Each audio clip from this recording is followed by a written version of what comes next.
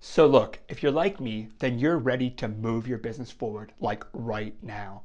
You're like, I'm ready to go. What do I got to do to get started? Let me stop you before you get moving on to execution, and we're about to go into that in the video after this. Before you get moving, I want you to take the time to count the cost.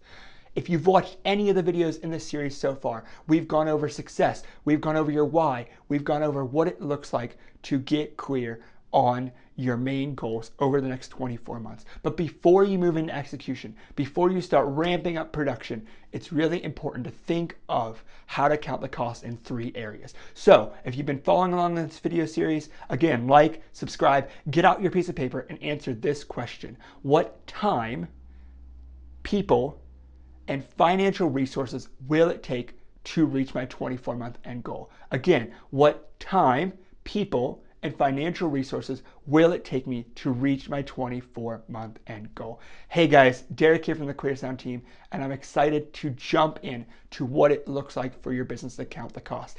Again, stay tuned to this video, and I'm gonna help you learn a framework of what we use to make sure we're moving on the right things right now.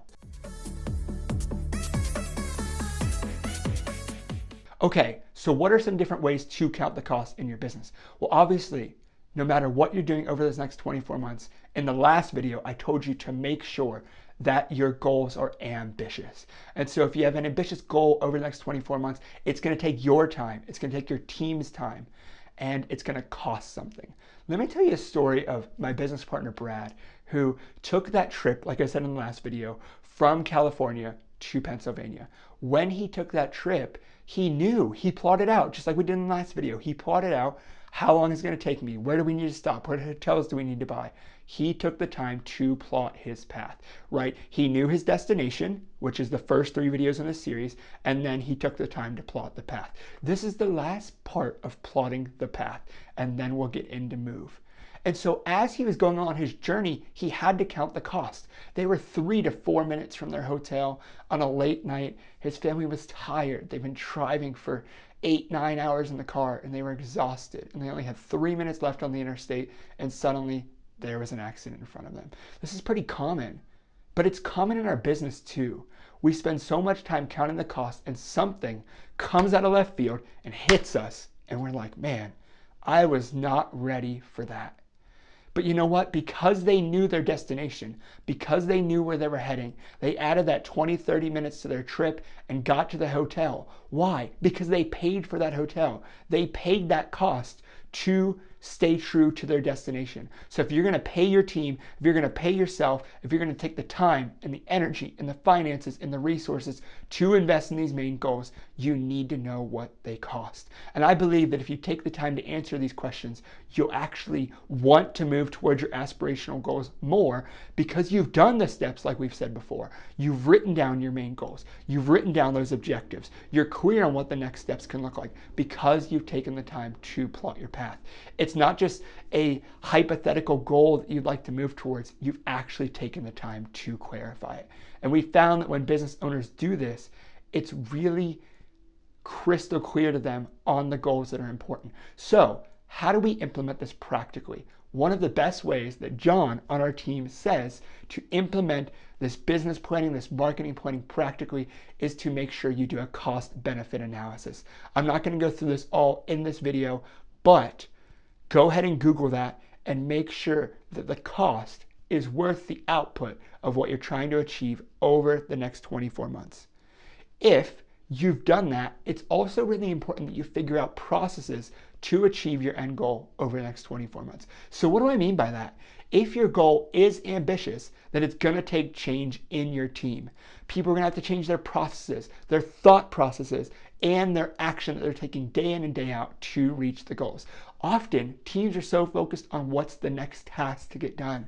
And although that's not bad, it's going to now take time and energy and resources for your team to get aligned on how to move your business forward. One of the best ways we suggest how to do that is to create a weekly or bi-weekly team meeting in which your team can begin to get aligned on, hey, I failed at this, or hey, I need help with that. I'm trying to move toward this goal. If everyone is clear what those goals are over the next 2 years, then it's really easy in those team meetings to get clarity and move forward with intentionality and purpose. So how do we do that? How do we take our team who's excited to learn and really help them tweak that process of efficiency and effectiveness to move forward?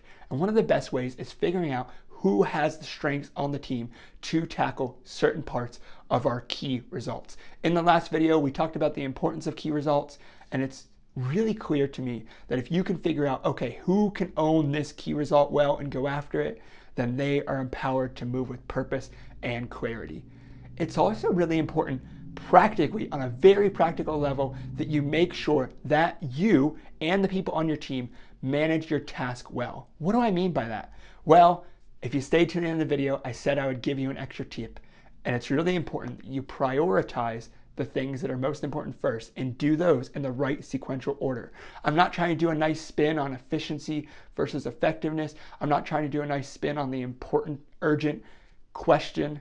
I'm really trying to talk about how do you order the things that are really important first. There's always going to be the tyranny of the urgent, but how do you prioritize the things that matter the most that will make an impact toward your end goal? That's going to take a different thought process for your team. That's going to take a different thought process for you to move your team forward with clarity and purpose. So when you're thinking about execution, which is what we're about to get into in the next video, think about priority and sequence. What is the most impactful and effective thing, think back to the first video, effective thing that you can do right now to move your business towards your end goal? And who is that person that can make the most impact on moving that goal forward? So in those meetings, you'll be able to sit down and say, you know what, I think you're the perfect person to move this forward. Come back next week with some action steps on how to do that, and let's get moving. So guys, thanks so much for staying tuned to the end of this video. I hope it helped you count the cost and get clarity on how to move your business forward. In the next video, we're gonna jump into move,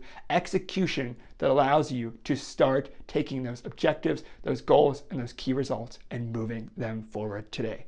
So if you haven't yet, click the link below, subscribe, and stay tuned for the next video. I can't wait to see you. Go ahead and jump on our private Facebook community where we help entrepreneurs just like you connect with your audience and grow your business, and I'll see you in the next video.